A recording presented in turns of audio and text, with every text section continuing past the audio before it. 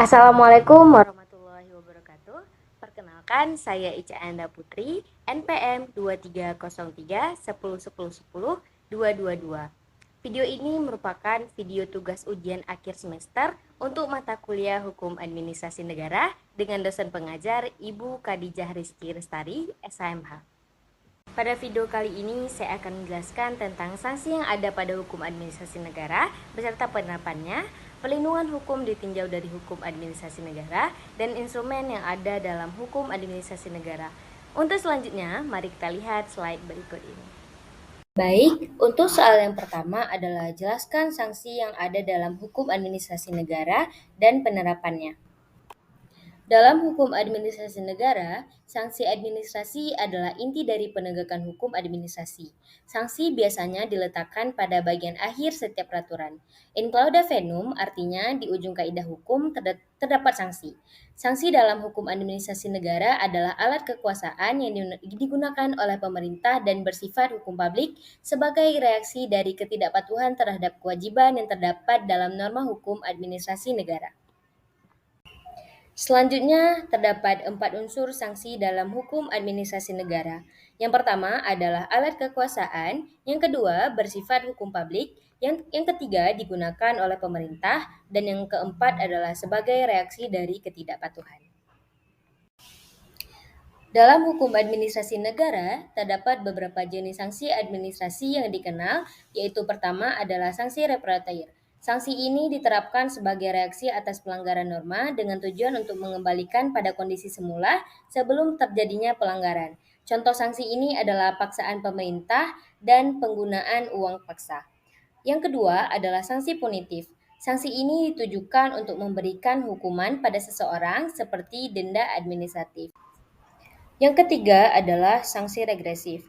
Sanksi ini diterapkan sebagai reaksi atas ketidakpatuhan terhadap ketentuan yang terdapat pada ketetapan yang diterbitkan. Sanksi ini ditujukan pada keadaan hukum semula sebelum diterbitkannya ketetapan. Contoh sanksi ini adalah penarikan, perubahan, dan penundaan suatu ketetapan.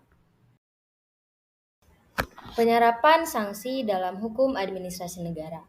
Adanya wewenang dari pemerintah dalam menerapkan sanksi, memperhatikan asas-asas umum pemerintahan yang baik, kepatutan dan keseimbangan sanksi, adanya pelanggaran dan adanya fakta yang memadai. Sanksi administratif ada dalam pasal 80 Undang-Undang Nomor 30 Tahun 2014 terdiri dari 1. Sanksi administrasi ringan di dalam pasal 80 ayat 1, yaitu berisi teguran lisan, teguran tertulis, penundaan kenaikan pangkat, dan golongan jabatan.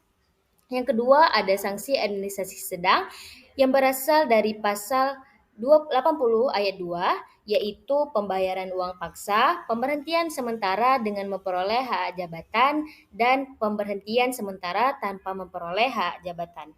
Dan yang terakhir adalah sanksi administrasi berat di dalam pasal 80 ayat 3. Yang pertama adalah pemberhentian tetap dengan memperoleh hak keuangan lainnya. Yang kedua, pemberhentian tetap tanpa memperoleh hak-hak dan lainnya. Yang ketiga, pemberhentian tetap dengan memperoleh hak keuangan dan lainnya serta dipublikasikan di media massa. Dan yang terakhir adalah pemberhentian tetap tanpa memperoleh hak keuangan dan serta dipublikasikan di media massa. Soal yang kedua adalah jelaskan bagaimana perlindungan hukum ditinjau dari aspek hukum administrasi negara.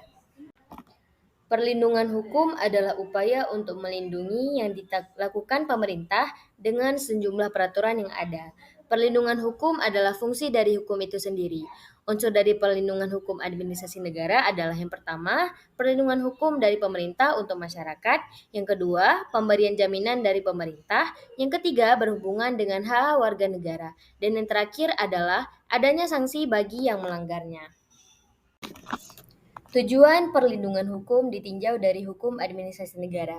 Yang pertama, untuk memastikan subjek hukum memperoleh setiap haknya. Yang kedua, mencegah terjadinya tindakan yang merugikan hak-hak warga negara. Yang ketiga, akses untuk menghentikan tindakan pelanggaran. Dan yang keempat adalah menjamin tersedianya ganti kerugian atas hak-hak warga negara yang dirugikan. Terdapat cara perlindungan hukum administrasi negara. Yang pertama adalah preventif, yaitu pencegahan dengan dilibatkannya masyarakat dalam pengambilan keputusan dan diberikan hak untuk menyampaikan pendapat. Yang kedua adalah represif, yaitu perlindungan hukum yang bersifat memulihkan keadaan tetapi menimbulkan efek jera dan ditempuh melalui upaya administratif dan perlindungan tata usaha negara. Baik, untuk pertanyaan yang ketiga yaitu jelaskan instrumen apa saja yang ada dalam hukum administrasi negara. Sebelum itu, saya akan menjelaskan apa itu instrumen.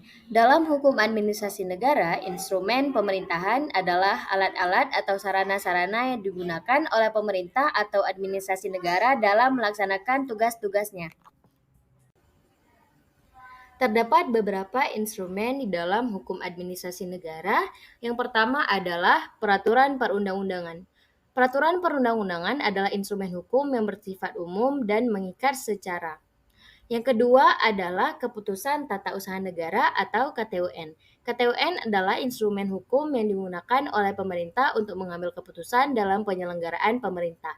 Yang ketiga adalah peraturan kebijakan. Peraturan kebijakan adalah instrumen hukum yang dikeluarkan berdasarkan kebijakan pemerintah tanpa dasar hukum yang jelas. Yang keempat adalah perencanaan.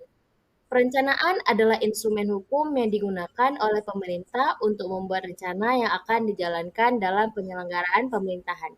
Yang kelima adalah perizinan. Perizinan adalah instrumen hukum yang digunakan oleh pemerintah untuk memberikan izin kepada individu atau badan hukum untuk melakukan suatu kegiatan.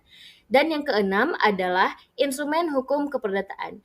Instrumen hukum keperdataan adalah instrumen hukum yang digunakan oleh pemerintah untuk mengatur hubungan antara pemerintah dengan masyarakat.